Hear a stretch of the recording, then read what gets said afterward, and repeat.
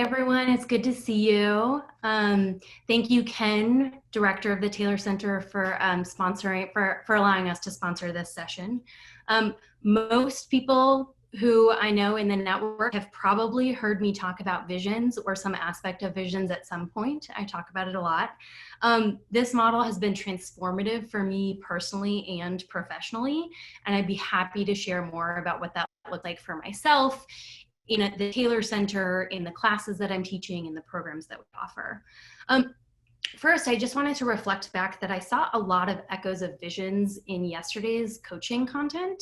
So things like acknowledging that behavior change is really hard, needing to turn off our inner critics, acknowledging that what got you here may not necessarily be what gets you there where you want to be, needing accountability partners and blind spot detectors, listening until the other person feels seen, heard, and understood, and how sharing your vulnerability can build trust. So I just wanted to kind of pull that thread into today.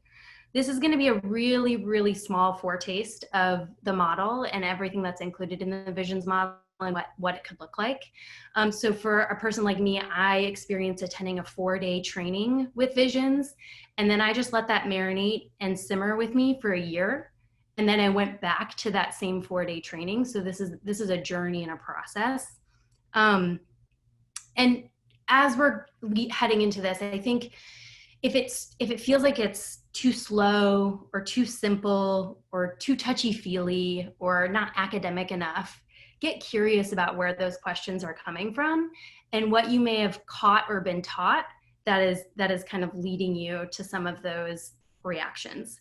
So now I am so excited to introduce you to my colleagues and good friends, Jabari Brown and Jeanne Firth, who will be facilitating from Visions. Thank you for that, Becky, and for the whole way that you all have set this up today. We're so excited to be here with you. I'm Jeanne Firth. I use she and her pronouns. I'm calling in from New Orleans.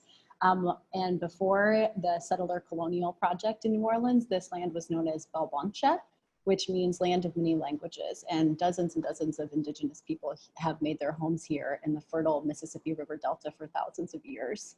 I wanted to just start by, it's unfortunate that we're a big group and so I don't get to hear all of your names, but I wanted to invite if just a few people would be willing to share either welcome or hello in a language that they speak other than English. So you can just unmute yourself. How do you say hi? How do you say welcome? So if a few people could just unmute themselves and share, that would be lovely to hear.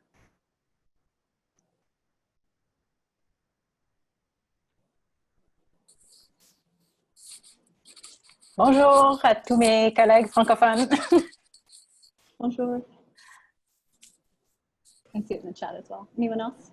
Hola, buenas tardes. Un gusto estar con todos ustedes desde México y de toda Latinoamérica.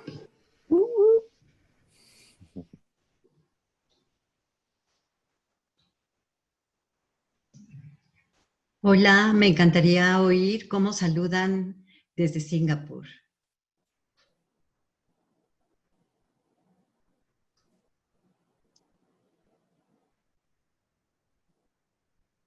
One last person want to take this opportunity? It's really lovely to hear.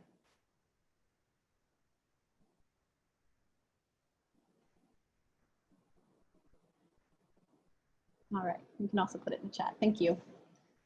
That is just a representative in a very tiny way of all of the diversity that is in this space right now. We're going to be digging into that together. And with that, I will introduce you to my friend and colleague, Jabari Brown. Good afternoon, everybody. I keep feeling this desire to say good morning, so I just need to get that out of my system so that I don't say it again. Good morning. All right. So I'm really, really excited to be here with you all, and quite honestly, to share in the learning. Jeanne and I know the Visions model really well, and you all know your institutions really well.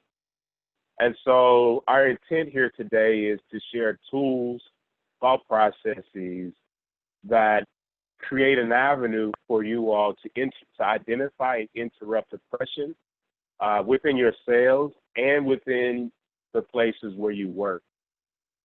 So, I just want to name this for myself, that it can be really easy for me to identify oppression, again, at the institutional level, right? To point at the governments, to point at the politicians. And I really want to take this time today to invite you to really dive inside of yourself, to explore your identities and the roles that you hold at your universities, where it is you have power and where it is you find yourself without power. And our belief is that as we focus on both of those two parts of ourselves, where it is we have and don't have power, that in the institutions where we work, we'll be able to change where it is funding goes, that we'll be able to identify programming that lead us toward creating a space where students and staff and faculty are welcomed in the various, again, universities where we find ourselves. So there will be a little something in what we're sharing today for everyone.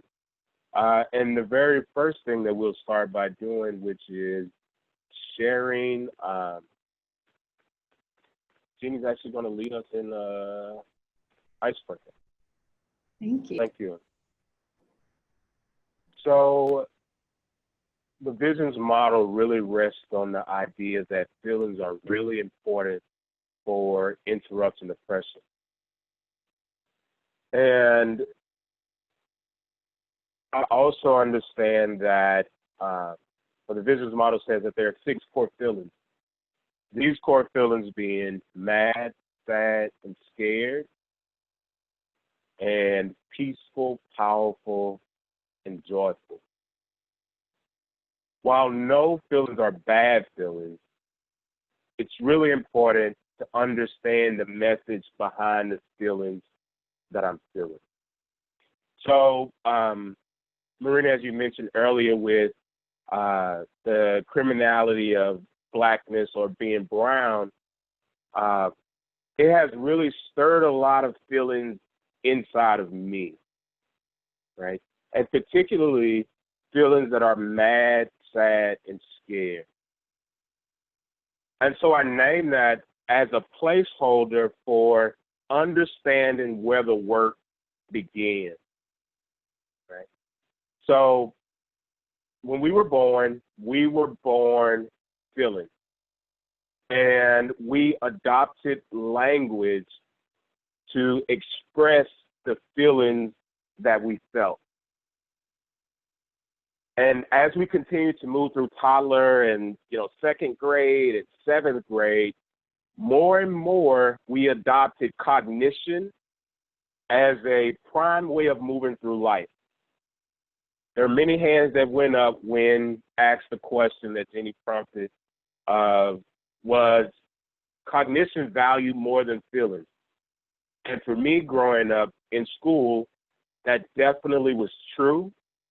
But at home, it was almost the exact opposite. So this invitation maybe is a little different in the workplace, to be invited to talk about, to explore the feelings that are coming up. And so why and how does this relate to oppression? I don't know about you, but for me, when I see a video or I see a storyline, it often impacts me on the inside, right? Maybe I get chill bumps, right? Maybe I feel this like emptiness in the pit of my stomach. Those are feelings indicating to me that something is wrong. Again, that bodily sensation is saying to me that something is wrong. And as I adhere to the messages behind the feelings, I can do something to allow myself to be able to cope with the feeling that I'm holding. So the message behind sadness is that there is a loss, right? I need comfort, right? Maybe I need just to grieve. Madness says that someone has crossed my boundaries. Thank you. So again, Madden says that there's been a violation or someone has crossed my boundaries. And what I need to do when that has happened is I need to reset expectations. I need to reset and state what the limits are for myself to be able to continue forward in this relationship, right? And scaredness or fear says that there is a danger. I need protection. I need support. But what happens when someone says to me, Jabari, the kid, get over it. You a boy, be tough. In this way, I am being taught to build calluses around my feelings, particularly feelings around sad, mad, and scared. And as I continue to hear that message reflected in music, as I hear reflected in my house, as I hear reflected from other people I look up to, the underlying message for me there is, don't focus on the stimulus. Continue forward. I don't know if you all have a garden, have weeded before. If you don't get the weed by the root, the weed returns. The tools that we're sharing with you all again today are an opportunity to search the root of the weed of oppression, right? Maybe it's sexism, maybe it's xenophobia, whatever that ism that you find coming up inside of yourself, the biases, the prejudices that we hold. The invitation is to really dig into it and to question, where's the root? Where is this coming from? Where did I learn this message that folks of color are dangerous? Where did I learn the message that women are not as strong as men? We believe that oppression is learned. We're not born with the manual of oppression. Rather, we adopt it as we do language from our community, from people we trust, from people with our best interests at heart. Those are repeated behaviors over time. And so, Becky, I really appreciate you naming that. We are in a process. We have an hour and a half together today. Even if we had 24 hours straight today, we would not uproot all the oppression that exists. We are merely planting seeds that you will continue to water, that you will continue to nourish, right? As you continue on your walk towards diversity, equity, and inclusion. And lastly here, that's peaceful, powerful, joyful. The invitation is to keep on and not just keep smiling and not just keep appearing peaceful, but to continue to do those things that bring you peace, power, and joy. I know that has been really important for me, especially when it feels like I'm in a time of survival like that. It's doubly important that I feed myself those things, again, that bring me peace, power, and joy. And in holding both of these things, Mass Ass Scared and the message, and continuing to work towards peace, power, and joy within inside of myself, that act within itself is moving towards diversity, equity, and inclusion. So those feelings, they have a purpose. Feelings are not to be ignored. They are very useful in getting my needs met. And the option here for you is to try on what it feels like to hear these feelings, the messages behind them, so that you also can get your needs met.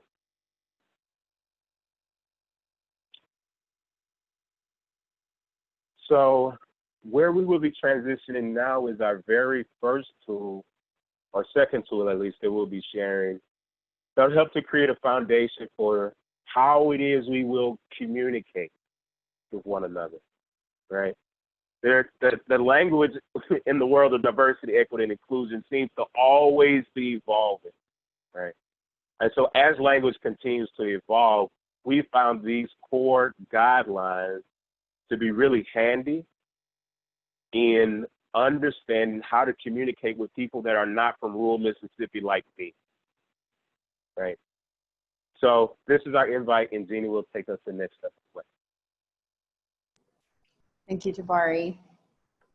I'm always so moved hearing you talk about feelings in that way. And it just, especially with what we're seeing happening in the United States and globally with all of the uprisings about racial injustice, it just makes me think of how much change is possible because people have gotten mad, right? Because people have gotten mad, this desire to change things and a demand for things to change. So just the usefulness of all of those feelings and telling us how to end oppression feels so top of heart to me. So thank you. And these are our guidelines, and I want to present them as skills, multicultural skills. And I really invite you to think about other places where these could be useful to you. Definitely in personal life, but when you're running a board meeting, I use them in the classroom. I'm a PhD, and when I teach, I use them. We've used them within organizations, you know, from all sizes, small to giant corporations. So, you know, think if these might actually be useful in one of the contexts that you work on. I'm going to try to be fairly brief in our explanations so that you all have some breakout time to discuss them and get a little bit deeper. And I will tell you that the simplicity with which we are going to try to describe them does not reflect a simple tool. They are incredibly deep. I've been working with most of these for probably close to a decade now, and they still continue to unfold and deepen and illuminate different parts of my life. And that's why I call them a skill. They become more honed, more powerful over time as you use them. So this first skill and guideline that I'll offer to all of you for our time together is try on. So this means try something on, a new thought, a new idea, a new experience, a new feeling. We've been thinking about this a lot just in relationship to what's going on right now with COVID-19 and the coronavirus. So for example, for me, a try on was using a mask. I've never worn a mask before. That's not a cultural practice within my family or the part of the United States where I live. And I was hearing a lot of information about how that might be a really important way to protect our public health. So I tried it on, right? Like I'm trying on wearing a mask. I'm learning how to do that. It's a new experience for me, and one that at first I felt really uncomfortable with, but I'm increasingly trying it on. So I don't have to keep the mask on forever, right? There's times when I can take it off. And same with this. Just because you try something on doesn't mean that it's constantly on you. You're allowed to put it away. But when do you need to just try something on and sit with something, especially if it feels particularly challenging? Try it on. This next one is it's okay to disagree. And it says it right there. It's okay to disagree. And this one varies a lot culturally too. You might be within a culture where it is okay to show disagreement, to have different thoughts and opinions. Or it might be that people really keep quiet and hide their ideas and feelings for the sake of the group. But really what they're doing is just pushing that feeling of disagreement down. It's not that that feeling isn't there. So we say it's okay to disagree. An example of this going on right now with COVID-19 is even within our Visions family. So we're part of a huge network of hundreds and hundreds of consultants and then thousands of organizations that work within the Visions model. And we're having a debate right now about whether or not and when we should be doing in-person trainings. When is that going to be safe again? Because normally we do this work in person, sit in a circle, really connect on this sort of affective level in a tangible way. Right now that isn't possible. And we are having a really open dialogue with a lot of disagreement, I think, around when should we be trying to do this in person? Or when do we, you know, and some people are saying we are primarily interested in ending oppression. COVID-19 is disproportionately affecting communities of color. We cannot meet in person again until there is a vaccine, right? And then other people are like, yeah, I don't know, maybe we could do it in a socially distanced way that's safe. The important thing is that we are making a space where it's okay to have those disagreements. The third guideline is it is not okay to blame, shame, or attack self or others. Not okay to blame, shame, or attack self or others. I've loved how Jabari and Becky are talking about this as a journey, as a learning space, as a growth space. We need to be able to push ourselves to grow and hold one another accountable in a way where I can take a risk and say something and not think that everyone is just going to think I'm a terrible person when I make a mistake. Because the realities of modern oppression is that I am set up to cause harm, particularly as a white person. I am set up to cause harm, even when I have good intentions, even when my intentions are good. So how can I both be held responsible for that and not just get into such a place where I'm self-attacking or self-shaming? During COVID, this is looking a lot like, I've heard so many sort of veteran activists who are older saying that they have so much guilt and shame that they're not in the streets protesting. But because of the realities of the pandemic, feeling like it's not safe for them or their families. And then they're feeling the shame of, I'm not showing up, you know, this is really important that I go out and support this. And the invitation to them is to say, the next guideline, which is practice self-focus, right? Take care of yourself, take care of your own needs. Understand where you're coming from, know what you need in order to be safe and nourished and supported. And to be able to do that sort of self-focus in a way that isn't going to be blame, shaming, attacking yourself or other people. One way that self-focus shows up is around language. And so we will really invite you today to use I statements. Speak from your own experience. Speak to specific examples of your own experience and the way that you have lived in the world. This is to avoid sort of using this general we, right? Like, well, you know, everybody thinks this. What do you think? What are your personal experiences? Another way that self-focus shows up is around take space, make space. And so if you're a person who's like always volunteering to share all the time, can you think about actually taking a step back and making space for someone else to share? And if you're a little bit introverted and you don't normally share, the invitation is for you to try on stepping up and try on taking space for yourself in these conversations today. So those are the first four, and now I'll turn it over to Jabari to share the rest. Right. So we have practice both and thinking, which is an invitation of understanding that there are multiple truths in life. There are multiple truths in life. So I was watching a Facebook feed from, I'm from Mississippi originally, from the governor of Mississippi, Tate Reeves, and he is an individual that's very adamant about opening the economy, opening businesses, and he is aware that it is going to cost many people their lives if the economy opens swiftly. So one way of seeing this is that Governor Tate Reeves wants to open the economy, but lives will die. People will lose their lives. That conjunction of but there, we understand it as behold the underlying truth. The real truth is. So oftentimes when but is said, it is placed in a sentence, I hear that everything that came before but wasn't really that important. But what's really important is what comes after the but. So the invitation here is, again, that there are multiple truths that Mississippi, the governor, wants to open the economy, and many people will lose their lives if that moves forward. Again, both and. Notice both the process and the content. Notice both the process and the content says that it is important what we say, when we say it, how we say it, and to whom we say it. So as I've been living within the guidelines shared by the CDC, the main thing that I've heard is stay safe. That's the content piece. The guidelines are the content. The material is the content. The process, again, is everything that surrounds the content. For example, typically we're sitting in a circle leading our training.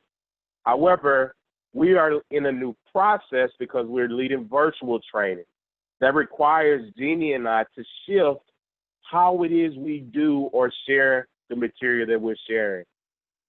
So again, going back to the guidelines around COVID-19, content being stay safe, the process is stay 6 feet apart, wash your hands frequently, use sanitizer, right? Those are all of the ways, the processes that one can maintain safety, where the main goal is, or the content is, that we all stay safe and make it through this time together. Notice both the process and the content. Next here we have be aware of the intent and the impact. So just by show of hands on the screen, have you ever said or done something to a friend or family member that landed different than how you intended? Even though we have hearts of gold, I'll practice self-focus. Even though I see myself as one with a heart of gold, the likelihood, again, that I am going to cause a negative impact is pretty high. And that negative impact, that likelihood for me to cause a negative impact is increased when I am speaking or in relationship across different. I identify as a man, Jeanne identifies as a woman. If, as we find ourselves in relationship, the likelihood that I'm going to say or do something sexist, that Jeanne would experience as sexist, is pretty high. Because as a man, I have been conditioned to move forward and see life through my lens of privilege. Jeanne is not extended that same privilege because of how she identifies. Again, so I just want to name that one can mean well and also cause a negative impact. One of the negative impacts I see as a result of COVID and social distancing is that people are grieving alone or not using their traditional ways of grieving. And so although the intent is let's be safe, the unintended impact is that the systems that we have created for ourselves to care for one another during times of mourning, especially in person, I have not been able to do that. Lastly, here we have confidentiality. And on the farm where Jeanne and I worked here in New Orleans, we say what happens on the farm stays on the farm. And for us, what happens here stays here. Confidentiality for me is really, really important because it is the seat of learning for me. That is, I need to be able to trust that what I share here, that Jeanne isn't going to get on the phone with somebody else and be like, oh, Jabari said X, Y, Z on the call. Can you believe that? Right? That's going to undermine the trust that I have in that relationship with her.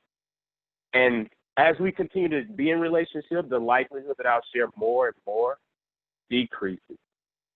So confidentiality, our ask is that you share what's impactful for you. Share the definition of processing content as you understand. Share self-focus. Leave the characters, take the stories. So in thinking about process and content, we have just shared guidelines, content.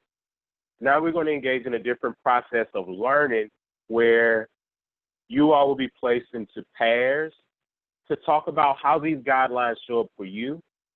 And directly after that, we'll have a break.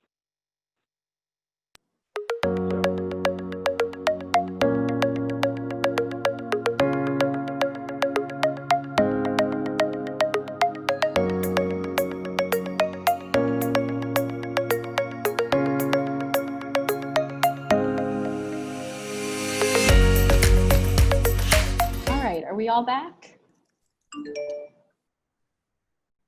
All right, everyone, thank you. As I said, I really don't like cutting those conversations short, but the invitation is to continue them, either with one another or within organizations that you are a part of. So keep using the guidelines. They are only as useful as your own commitment to trying them on and to working with them. And I do promise that they can be incredibly transformative for a workplace culture. So I hope that they could be useful. And with that, Jabari, I'll turn it over to you. Thank you. Would you pull up the identity slide? Sure. So in the beginning, we made an invitation to really explore where it is you hold power and privilege and where it is you find yourself without enough power and without enough privilege. And so we call this exercise historically included and a historically excluded identity. But first, let's explore our identity. So this very middle circle, the bullseye of sorts, is the individual circle. And this includes all of the ways that I am like no other person that has existed, that does exist, or will exist in the future. I am unique, right? Maybe you can tell by my style, which you can't really tell right now because I don't have a hat on. That's a part of my style. But also, you know, in really funny ways, like individuals walk, right? Or a person's laugh. I can identify Jeanne by her walk. I was like, that's my friend right there, without any words being exchanged, because that is something that is specific to the individual. And now I want to bring your attention to the outside circle. This is a universal circle. Being that we're all humans, we have these things in common. We started with talking about one of those things, or a series of those things being feeling, right? Mad, sad, scared, peaceful, powerful, joyful. We emit emotion. Also a feeling of belonging, a feeling of love. And as you look here, I see talk. And so it is not universal that everyone can talk. Although maybe many people can communicate in different ways that is not just speaking as I'm doing right now. So our work, our slides is continuously updating.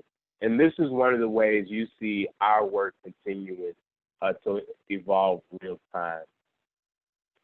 So we are like everybody, and we're like no one at the exact same time. This center circle names that we are more like some people than we are other people, right? So if you are a dog person, maybe you are more like dog people than you are cat people, right? Maybe you are a person that does not like animals, and that's totally okay. Maybe you're more like people who don't like animals. Culture is the same way. Gender, those things, I was in a choir growing up and in college. I might have more in common with individuals that sing than individuals that don't, just because of the group that I'm a part of. Now, that doesn't mean that just because I'm in the choir, all of the people who are in the choir are the same. No. All Black people are not the same. All women are not the same. There is individuality even inside of groups, and I want to name that there also are similarities. So historically and over time, this is where we see oppression beginning, the genesis of oppression. And that being that groups, individuals have compared themselves to one another and have dedicated resources likely to the group that they're a part of and not to the group that they're not a part of. This is where we find ourselves right now. At this intersection of difference, at the intersection of the identities that we hold, again, some of them having privilege, unearned privilege, and other identities that we hold, or that I hold, I should say, where I feel oppression, where I feel the brunt of oppression, whether it's the size of a grain of sand or whether that oppression is the size of a mountain. So Jeanne is going to take us a little bit deeper into exploring these identities that we hold. All right. So I want to share this slide and chart with you all. And I think you all should have seen this in advance. Could you give me a little thumbs up if you've seen this at the start of your day today? Okay, great. So you all should have seen this. And just to give you a little context for this sheet, we're going to delve in and really talk about this because you might have had questions. I think that the prompt was great and you might still be like, what is this? So we're going to walk through it in a bit of detail.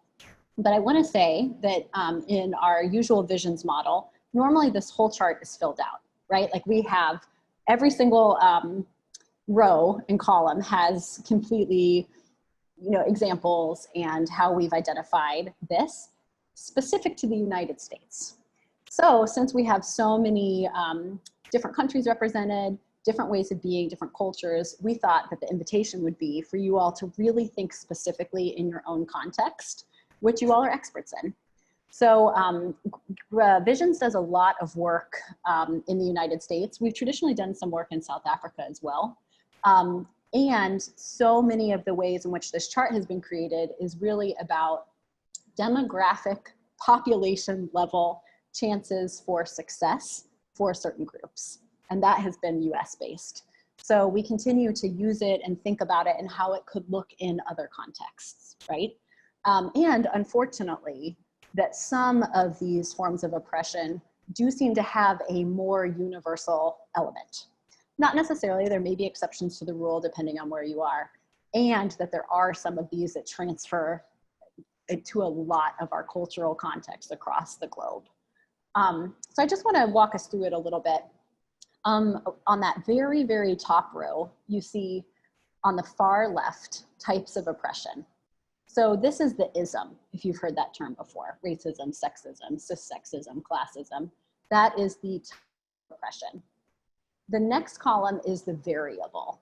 So what is it that that oppression is based upon? What is the variable that that oppression is enacted through or with? And these are oftentimes not a given, but they are variables that are socially constructed, right? They are socially and culturally constructed. So for example, the variable around racism is race, color, ethnicity. Then in the third column, you have historically included groups. So historically included groups, we say, are groups that have received the benefits and privileges of society's resources. So Jabari is going to, I think he's willing to share the definition of oppression in the chat. And I want to share this definition of oppression because it really ties in to historically included and historically excluded. Oppression is the process through which, over time, historically and ongoing, a group is seen as less than, treated as less than, and offered less access to society's benefits and resources. So, take a look at it in this written way to like really get into it. But I'll highlight the importance of history in this, because sometimes what will happen is people will say, well, in this day and age, women are entering college at even higher rates than men. So there must not be sexism in education. But that discounts hundreds and hundreds of years of history that actually inform how women still perform in education today, right? So it is true that sure, we have women entering into higher education at a slightly higher rate than men. And that doesn't necessarily just discount how much of that history has happened. I mean, I'm always really shocked when I dig into the statistics of how many of the sort of Ivy League schools or the premier schools in the United States weren't even admitting women until the 1970s. Or even if they had admitted women, they were not printing the name of the institution on the actual diploma, right? It would have a different name on it. So it wasn't really a Yale, or wasn't really a Princeton diploma. So not to call those institutions out. I mean, it's very thick in so many of our educational institutions in the United States, that history of women being denied the ability to even attend or to be recognized as a full participant in that student body. So this definition of oppression really shows us, has a group historically been included in those benefits and resources? If so, then they're in the included category. So sometimes we abbreviate this by saying HI, historically included. You might hear us use that language. Moving to the next column, historically excluded, that's HE. And historically excluded is being on the side of that oppression under which society's benefits and resources have not been open to you. You have been excluded from receiving those benefits. So I thought we could just look through, one or two examples of this, and then I'd like to hear from a few people if in your context you were working with this, and if you could share who the historically included and who the historically excluded group would be for you. So for example, if you go down to heterosexism, so the type of oppression, the ism, is heterosexism. The variable under which privilege or oppression occurs is sexual orientation. Historically, in the United States and likely elsewhere, heterosexual people have been included. They've received the benefits of society. And then groups that have been less likely to receive those benefits and resources, historically excluded or HE, would be people who are gay, lesbian, bisexual, queer, pansexual, questioning people. So they are not given the same access to resources as people that would be historically included. Would anybody be willing to share an example for one of the rows that was blank? Would anybody be willing to share the type of oppression, the variable, and then the HI and the HE group? I'm not really able to call on you, so somebody could just unmute themselves. So maybe I can speak on behalf of Singapore. I'm actually from the United States, and so in the United States, I was a part of an ethnic minority group. But in Singapore, the situation is very different. I have a significantly larger amount of privilege, and the population distribution is a little bit different.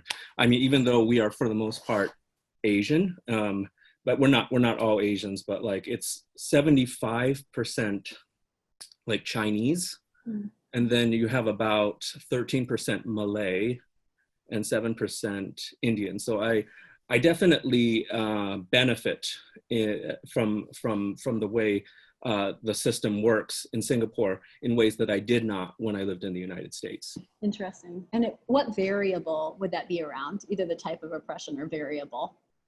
That one is, I would say, racism, race, color, ethnicity.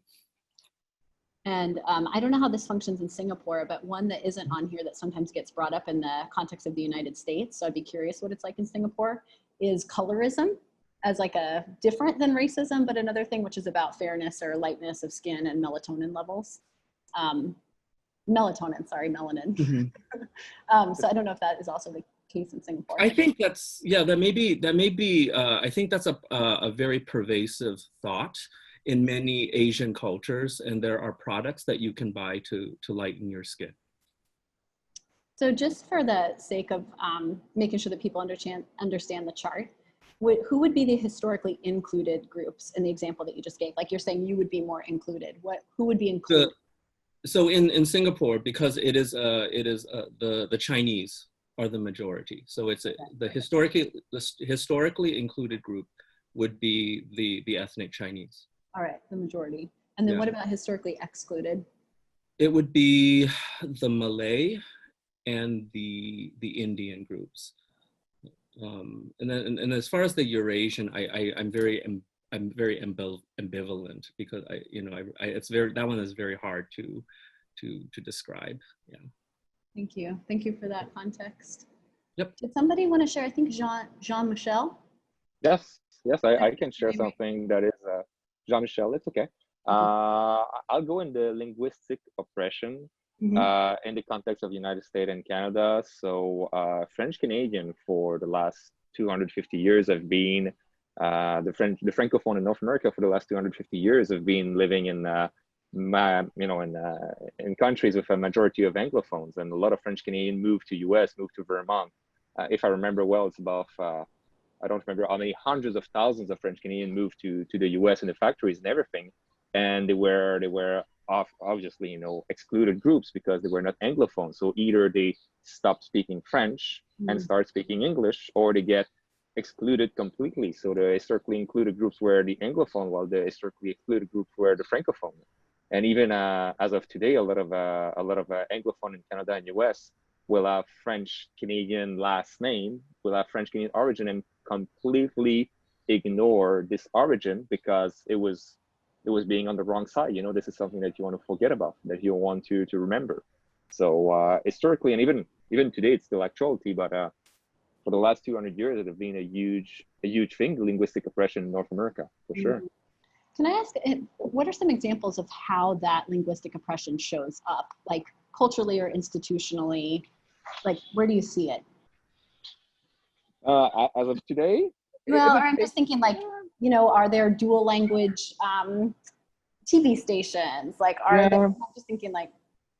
I'll be honest with you, if you are Francophone right now in North America and you're not perfectly bilingual, good luck to get a higher position. If you are working for the Kenyan government, which is a bilingual government, forget it. You cannot get a promotion or anything if you're not speaking, if you're not speaking English.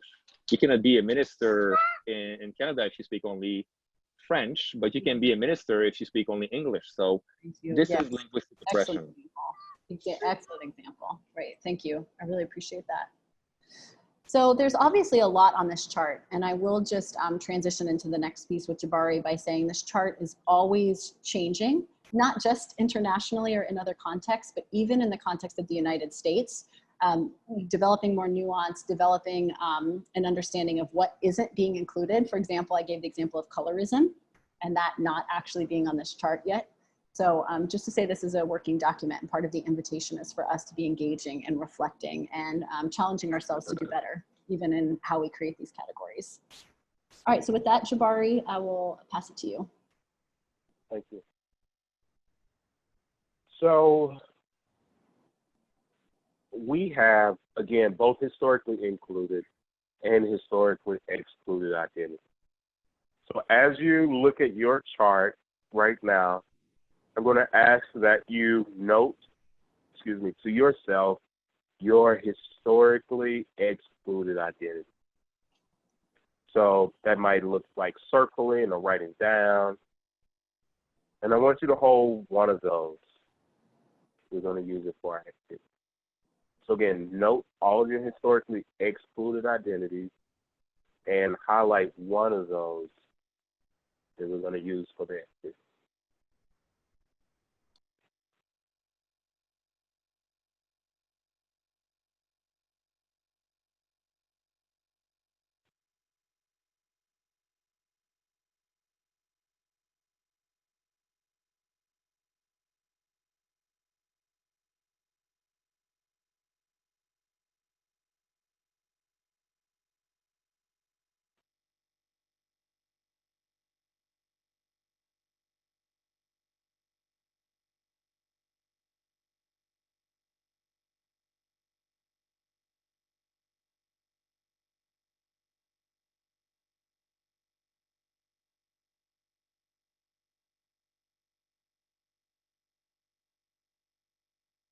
All right, so as you note these to yourself, we're going to switch to the activity, and I'm going to model this exercise, and then I'm going to ask you to follow suit. So all of the identities on the left are, again, based in the context of the United States. You all have completed this chart with these different identities that are true for you based on your culture and your context.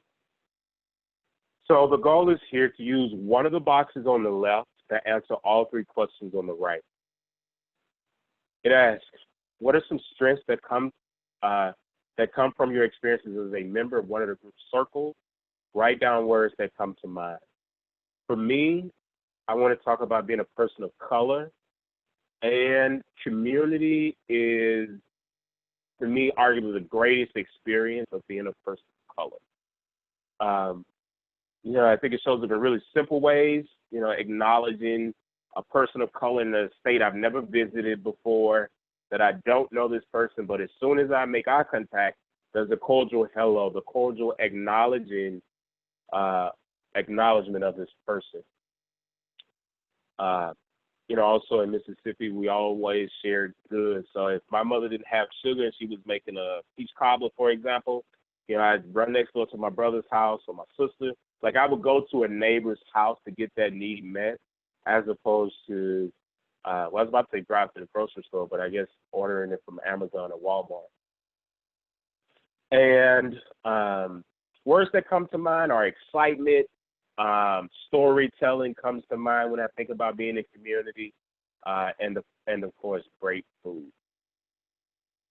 Now I'm asked to think about a time where I was treated as less than and the words that tie to that. And this example for me is really subtle, and it involves only a look or a glance. I think particularly during COVID, I have received glances, like a staring glance with words behind it that seem to say, I can't believe you are, right? And this is when I got my mask on, I'm doing social distancing, so it's not about COVID-19.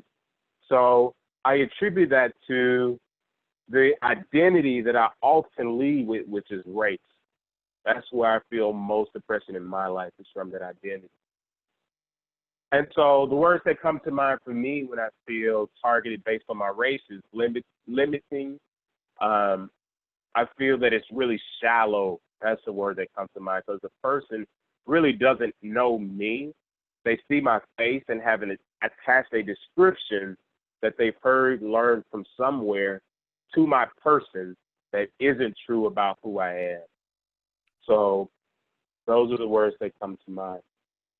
Lastly, here to ask to name the costs that come from my experiences as a member, one of the group circles, and words that come to mind that describe this cost. One of the costs I think of being a person of color, I have internalized that the experiences that I've felt as racist is because of something I have done or something I have not done. I have internalized that to make it my problem and not the problem of white people. And so I name this really clearly because in this way, it doesn't require a white person to be there for me to experience oppression when it's internalized, because I make it about me and not the individual. So it makes me feel inhuman is a word that comes to mind. Settling are words that come to mind. So even as I rest with that, there are many feelings that are like coming up inside of me. And so I want to name that that's something that's happening. And I'm not going to process my feelings right now because I want you all to have this experience of moving through this process for yourself. So again, Jeanne, do you want to take the time and do this now or have them complete both at the same time? I think it's nice to take the time now. Yeah, I think you set it up so well. Great, thank you. So let's go ahead and take 2 to 3 minutes and have your one identity, your targeted identity, where you feel oppression, and answer these 3 questions on the right.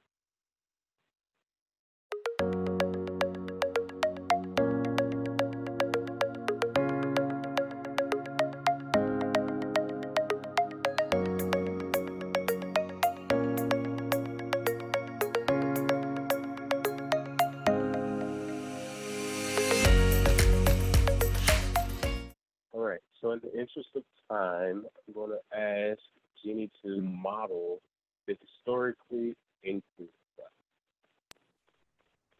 Thank you, Jabari. So I'll take us back to one slide before this. So the invitation here is to move to the column of historically included. So where have you received benefits from society? Where have you had privilege? Where have you held power? So that would be anything that's in this historically included category. So take a look in your context of what those historically included groups that you are a part of might be, and pick one. And then I'll show that I'm going to model this from my experience of my historically included identity of being white. So here is the historically included invitation. So I'm thinking about my whiteness, reflecting on that, and answering the questions on the right. So one of the questions is about the strengths that have come from my experiences as being a part of this group. It was hard for me, this word strength, because I always think of it as a privilege. And Visions has really pushed me to say, there are realities to the benefits and privileges that you received from whiteness. Call it that, right? These privileges. And one of them was that I saw opportunities reflected in the possibilities for myself throughout media, throughout teachers, throughout the books we were reading, right? My whole education was filled with white people, and I could be any of them. They weren't often women, but they were almost entirely white, right? So they were white men. So there was this possibility around people that looked like me, at least around the axis of whiteness, could do anything. That was a part of my educational experience. Thinking about a time that I've been treated as better than, I will tell you that this is on the second question here. This is something that I am becoming so much more skillful with over time. Noticing when my whiteness has granted me more access, has granted me more privilege. And I had this happen just the other day when I was at the grocery store, and the grocery stores are, you know, there's a certain vibe there now because of COVID. And I had the experience of being in a line. I was the only white person surrounded by people of color at a busy grocery store.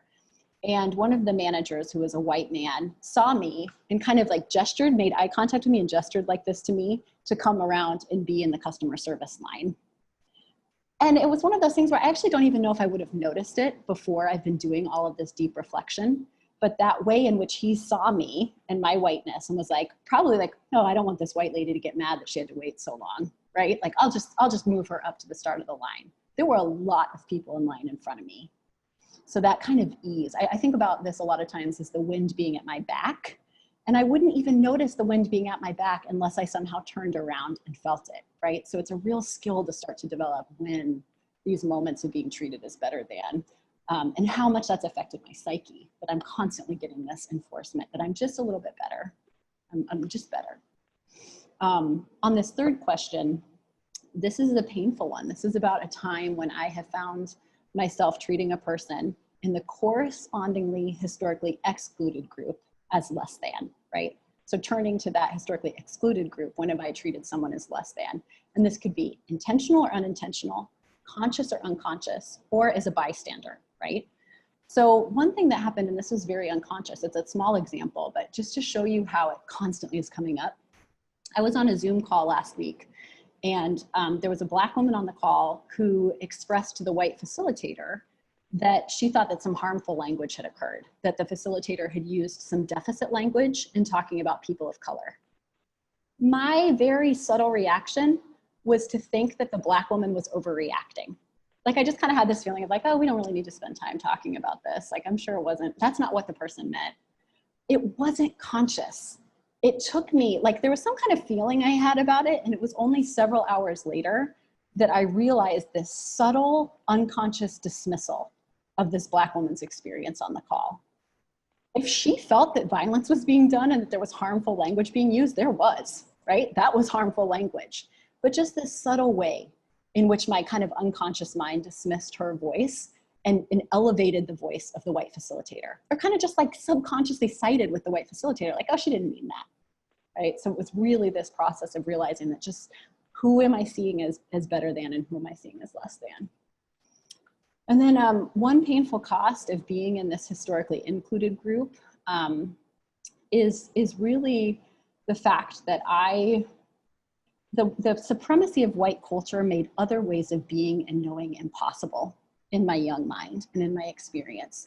And as I have grown up and realized that pretty much the best thing on earth is like feminist science fiction, mainly written by Black women, right? Like that was never even an option in my school or in my education to see other ways of being and other forms of art actually were even superior to what I was learning by the white canon, right? Now I'm an academic and I work in a canon that is not the like mainstream canon of what academics are supposed to cite, which is a mainly male Western canon. And I often am finding how much better the scholarship is, but it wasn't ever considered as such. Definitely not equal, but even to believe that like, actually this is better scholarship, right? And it doesn't have to be a competition. One of the things we encourage at Visions is like, things don't have to be in competition with one another. And definitely not equality or even the possibility that actually there would be other ways or other forms of art that would be valid and equal and actually even far superior.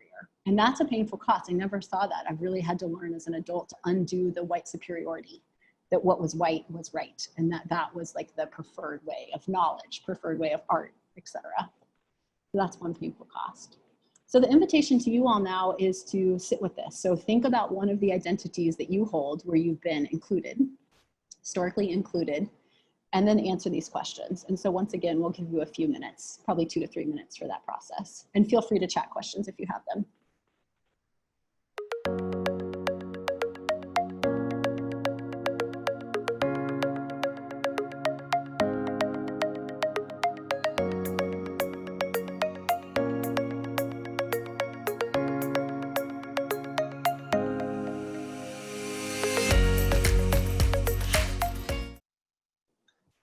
right, so I'll ask you all to be wrapping this up if you haven't already. And again, this is a reiterative process that I try to come back to frequently, just to be checking in with myself and see if new examples have emerged.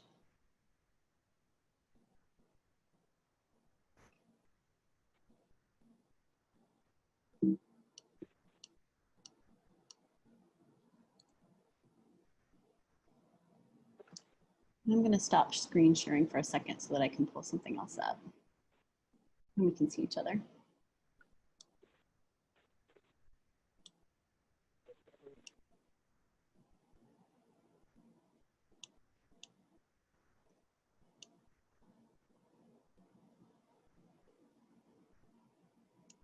All right, so thanks for coming back together. And before we start to move to our closing, I want to take just 1 minute to invite a little debrief about this last activity. I think ideally, we really invite it to be shared within the communities and groups that you are a part of, these kind of learnings about yourself and about one another. So I'll put a couple of debrief questions for you in here. I spelled surprise wrong, forgive me. All right, so does anybody want to share how this activity felt for you?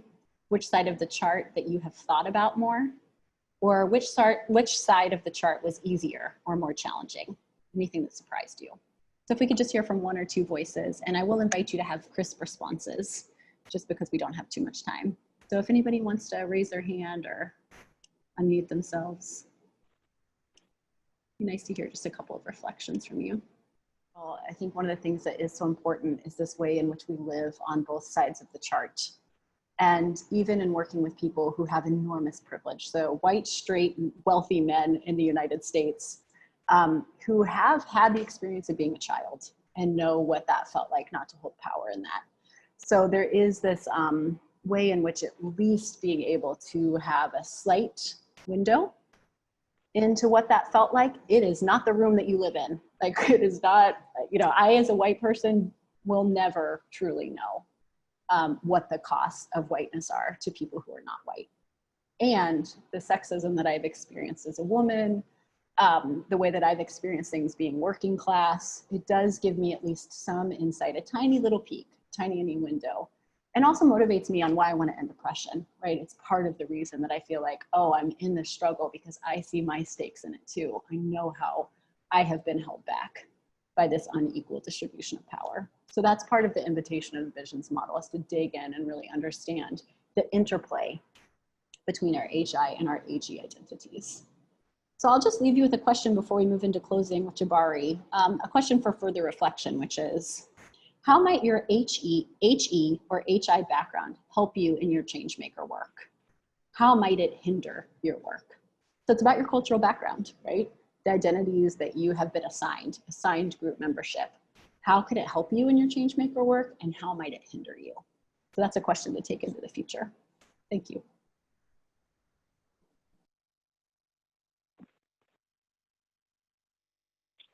So it is 5:15, and this is just the beginning, right? So whether you're just starting your journey, you have been on your journey, this is the beginning of our work together, and there is a lot in what we share today, quite honestly. The guideline, feelings as messages, historically included and excluded identity. So I really encourage you to take some time with this yourself, sit and be quiet with it. Just ask yourself questions. Even when you don't know the answer, ask yourself the question. Because for me, that is the lure that encourages me to surface the biases, particularly that are unconscious for myself. So thank you all.